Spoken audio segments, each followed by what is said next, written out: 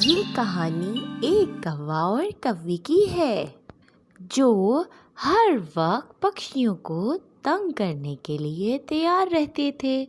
وہ کوا اور کوی ہر وقت کوئی نہ کوئی ایسا پلان ریڈی کرتے رہتے تھے جس سے ان کو محنت نہ کرنی پڑے اور پکشیوں سے ان کی چیزیں استعمال کرنے کے لیے کھینچ لیں۔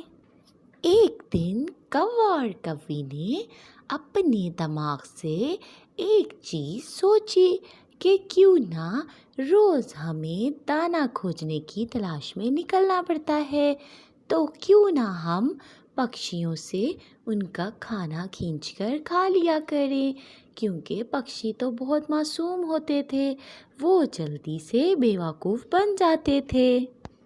ایک دن طوطا اپنے گھر سے کھچڑی بنا کر نکلتا ہے۔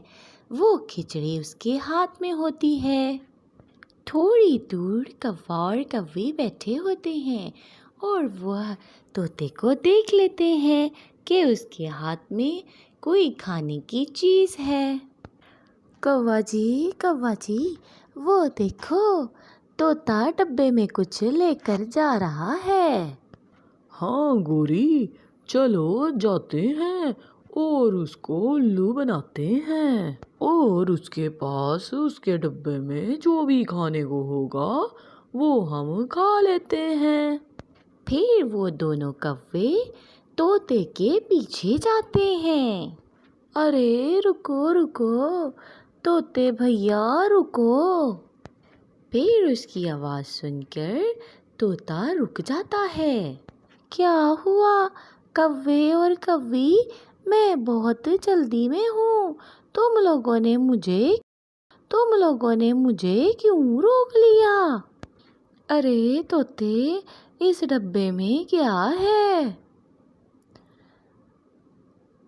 کوی بہن، اس ڈبے میں کھچڑی ہے جو میں اپنے گھر والوں کے لیے پہاڑوں پر لے کر جا رہا ہوں۔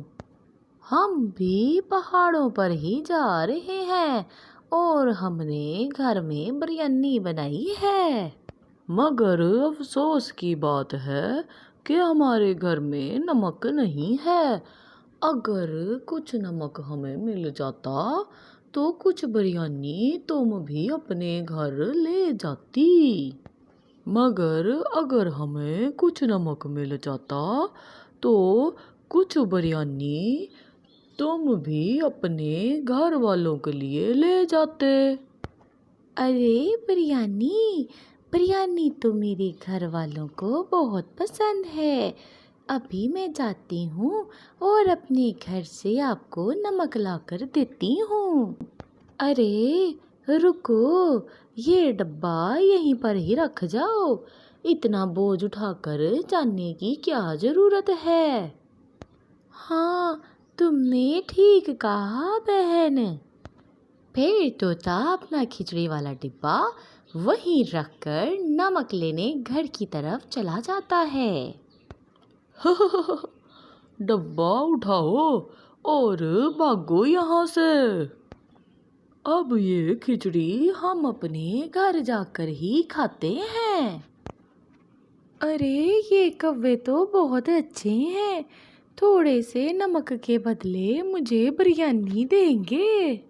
میرے گھر والے بریانی اور کھچڑی ایک ساتھ دیکھ کر خوش ہو جائیں گے۔ ایسا سوچتے ہوئے گھر سے نمک لے کر جاتا ہے۔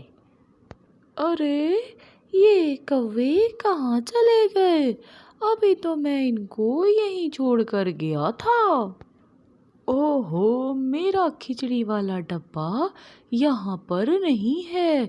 اف، میں تو ان کے ہاتھوں بیوقوف بن گیا، بہت برا کیا ان دشت کووں نے میرے ساتھ۔ اس طرح سے طوطا بیٹھ کر پریشان ہونے لگ جاتا ہے۔ ارے کھچڑی تو بہت مزے کی تھی، بہت ہی لذیذ تھی، کیوں کوے جی، کیا کہتے ہو آپ؟ ہاں ٹھیک کہہ رہی ہو تم، वैसे भी मुफ्त का माल ऐसे ही स्वादिष्ट लगता है। दूसरे दिन झरने के पास तोता उदास बैठा हुआ होता है कि वहाँ पर चिड़िया आ जाती है। चिड़िया तोते को उदास देखकर उससे पूछती है, तोता भैया क्या हुआ, आप उदास क्यों बैठे हैं? चिड़िया बहन क्या बताऊं, कल मैं अपने घर वालों के लिए खिचड़ी लेकर जा रहा था कि उन दुष्ट कौवों ने मुझे बेवकूफ़ बना दिया। मुझे नमक लेने भेज दिया और मेरी सारी खिचड़ी ले उड़े। वो कौवे तो अब कुछ ज़्यादा ही तंग करने लगे हैं। मुझे अब उन कौवों का कुछ ना कुछ करना होगा। उन कौवों ने कुछ दिन पहले लूसी कबूतरी को चूना लगाकर उसका खाना खा लिया था। फिर चिड़िया वहाँ से चली जाती है।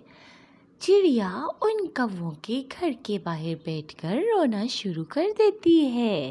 कौवा और कौवी अपने घर के बाहर बैठे देख रहे थे। अगर मेरा कोई दोस्त होता तो हम मिलकर खाते, लेकिन मेरा तो कोई दोस्त ही नहीं है। अब कौन मेरे साथ मिलकर मीठा दलिया खाएगा? इससे अच्छा तो था कि मैं ना ही मीठा दलिया बनाती। कालू, कुछ सुना तुमने? हाँ, मैं सुन रहा हूँ। चिड़िया का कोई दोस्त ही नहीं है जो इसके साथ बैठकर मीठा दलिया खाए। फिर कौवे चिड़िया के पास आते हैं। चुप कर जाओ छोटी चिड़िया, क्यों रो रही हो? हम हैं ना आपके दोस्त, हम मिलकर खाएंगे आपके साथ मीठा दलिया। आप तो कौवे हैं, भला आप एक कमजोर चिड़िया के दोस्त कैसे हो सकते हैं? जंगल के सभी पक्षी बराबर हैं, कौन छोटा और कौन बड़ा। चलें, हम समय ज़ाया किया बगैर ही दलिया खाते हैं। तो फिर मेरे नए दोस्तों, मेरे साथ मेरे घर चलो। अब मैं इन कौवों को अच्छा सबक सिखाऊंगी। रास्ते में जाते हुए चिड़िया ऐसे सोचती है।